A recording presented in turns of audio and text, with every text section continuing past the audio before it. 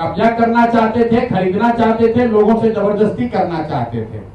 जैसा कि इन लोगों का कहना है कि इनके लड़के ने उसका विरोध किया, पहले उसको धमकी मिली, पीछे हटने की बात कही गई और फिर 2007 में एक दिन उसका एक दोस्त दुर्गा पूजा की तैयारी के नाम पर उसको घर से मोटरसाइकिल से पकड़ बैठाकर ले गया, इन सब के सामने ले गया।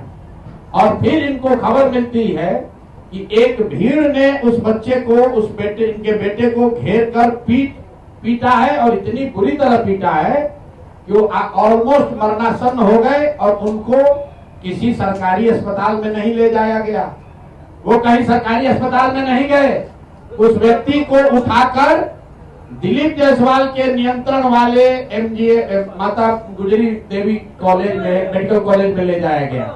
हद सुनिए कि भाई लड़का इनका गया और तथाकथित तौर पर पुलिस का जो एक वर्जन है कि भीड़ ने उसको मारा, उसके पास पिस्टल था, ऐसा पुलिस के एक आरोप पत्र में कहा गया है, जैसा कि किसी ने इल्जाम लगाया है।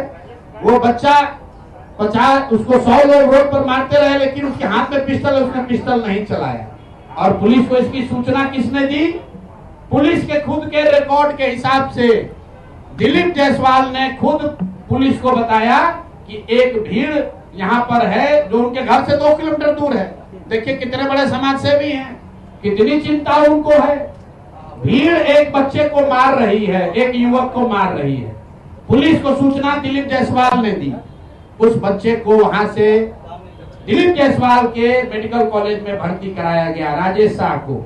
उसके बाद 2 दिनों तक ये पूरा परिवार, ये इनके शब्दों में भी आप सुनिएगा, ये लोग छटपटाते रहे कि हमको हमारे बच्चे से एक बार मिला दीजिए। इनको इनके बच्चों से, राजेश शाह से उनके माँ उनके बाबूजी को मिलने तक नहीं दिया गया। और पुलिस ने केस ये बना दिया कि यही आदमी सुपारी लेकर दिलीप जायसवाल का मारने आया था, पिस्टल लेकर, और दिलीप जायसवाल के समर्थकों ने या सामान्य नागरिकों ने उसको घेर कर मार दिया। अब वहीं पे खत्म नहीं हुई बात, 1 साल तक करीब इनका FIR रजिस्टर नहीं किया गया है। उस जवान लड़के के मौत के सदमे से इनके पति, अमला देवी के पति और उस लड़के के बाप 2 बरस में बेड पर गिरकर उनकी मृत्यु हुई है। और तब से ये बूढ़ी माँ और ये बच्ची, उस व्यक्ति की बहन रीता जी, ये लोग तब से लड़ाई लड़ रहे हैं। हाई कोर्ट गए, मुख्यमंत्री के दरबार में गए, वहां से ऑर्डर हुआ कि इस पर तुरंत कार्रवाई की जाए। वहां का SP, अब नाम पिछली बार नहीं बताया था, आज बता रहा हूं, MK नायर, उसने MR नायक जो वहां के SP थे, उनकी पत्नी बजाबता आज MBBS करके डॉक्टर हैं। जरा पता कीजिए कि इस केस के बाद वो डॉक्टर कैसे बन गए। उस केस का IO SK दुबे, नाम नोट कीजिए, मैं सीधा नाम बता रहा हूं। SK दुबे जो केस का IO था, रिटायर होने के बाद दिलीप जायसवाल के मेडिकल कॉलेज में चीफ सिक्योरिटी अफसर के तौर पर उसने बाकायदा काम किया। और आप कहते हैं कि आपका कोई इसमें भूमिका नहीं है, आपकी कोई भूमिका नहीं है, कोई देखने वाला नहीं है।